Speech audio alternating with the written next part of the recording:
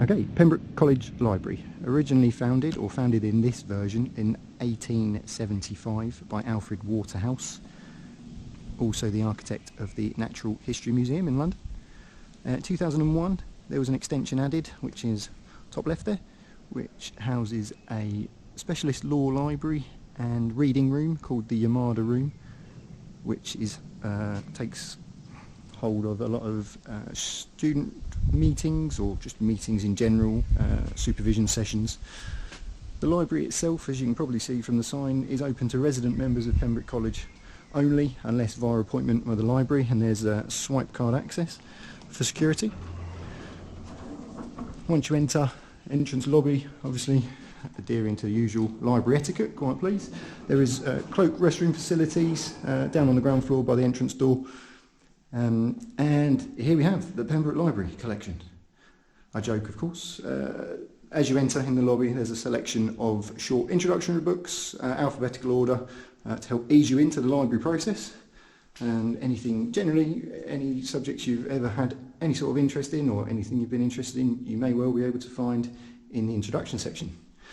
You head through into the main lobby, where you have the library office, where you'll find the librarian and the team working away.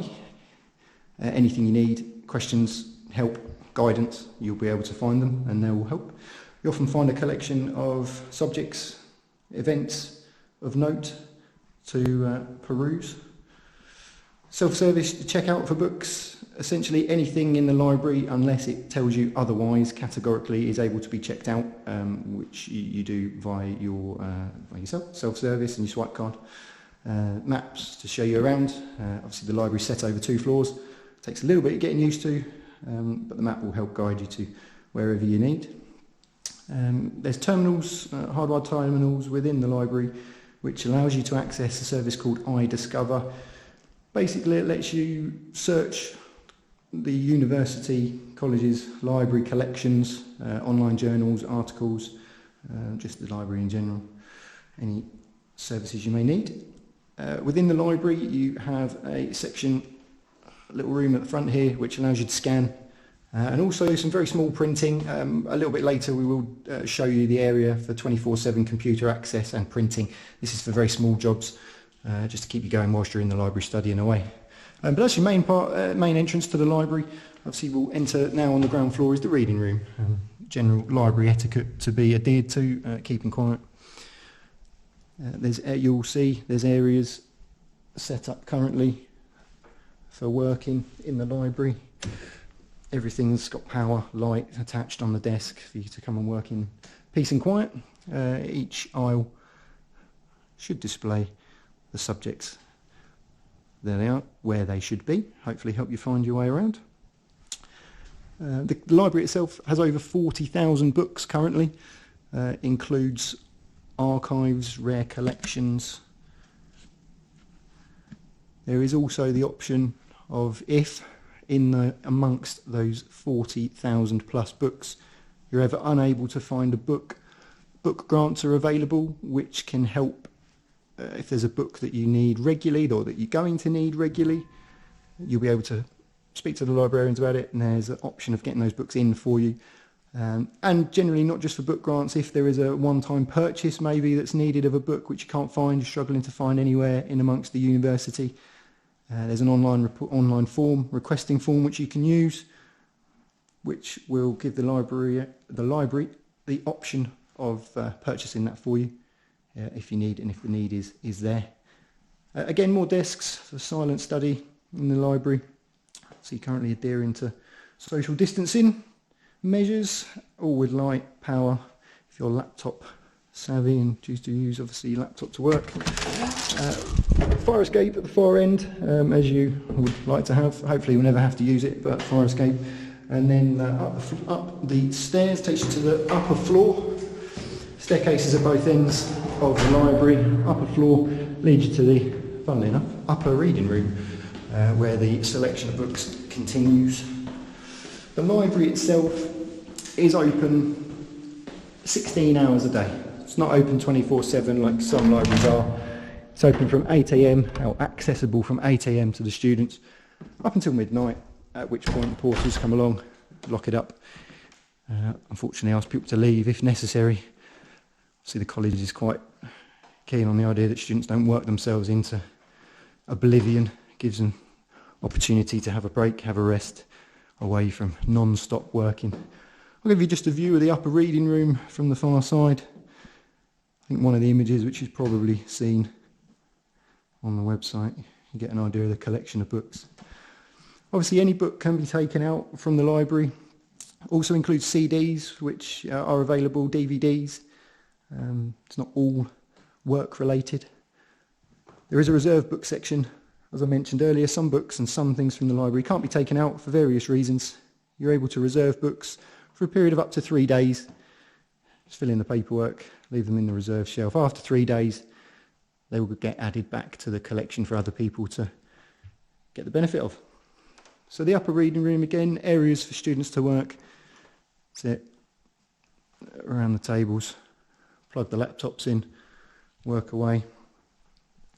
As well as this library, there are libraries around the university. There is the university library itself. There are also faculty libraries, dependent on subjects, etc., which the students will have access to. So the 40,000 books here is not your only source of potential library books and articles to find. So the library, like I say, the library is covered. Generally speaking, if the librarians aren't in after general working hours, there's an invigilator, often one of our grad students. Gives them the opportunity to get on with some work as well, but also monitoring what's going on in the library. Obviously lots of work, nothing else. So you come out onto the upper floor, into the extended part, 2001 extension. You have the lift, of course, for access, all the way from the top floor to the basement. Top floor, the Yamada room, which I mentioned, is the reading room, supervisions, meetings. It's a room that can be booked. It's not just a free-to-use room, but it can be booked if necessary. The library is adorned with stained glass windows throughout, which you will notice. Unfortunately, they don't quite have the same impact on the video, I'm sure. In person, they are impressive, I can assure you. Take my word for it. Librarian's office at the top also. Jenny, librarian, you often find her up here working away.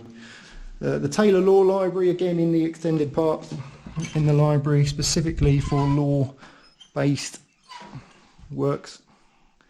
Again, just purely a collection of law books, just to give you a feel for the room. Again, social distancing measures in place, keeping students, when they were obviously still with us, divided up, giving that a little bit of space, adhering to the guidelines. So that's the law library, and then we'll pop back out again. You get a view of the library lawn, and then pop down once more, back into the entrance lobby. There is an area down into the basement which is kept specifically for staff. It houses a lot of the archives and works that we hold on to. Obviously mentioned items can be taken from the library. Up to 10 items can be taken out at any one time. At which point obviously you have your return dates, end of terms, etc. to be specified. Late charges will apply if necessary, but obviously hopefully we don't come to that. But yeah, anything can be taken out.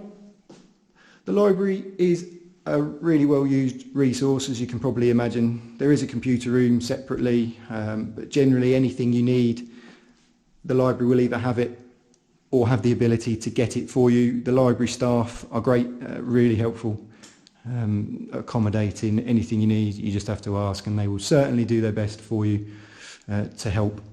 As I said, that is the Pembroke College Library. Unfortunately, it doesn't have the full effect for you, as you can't see it in person, but hopefully the little snippet here will give you an idea of everything you need.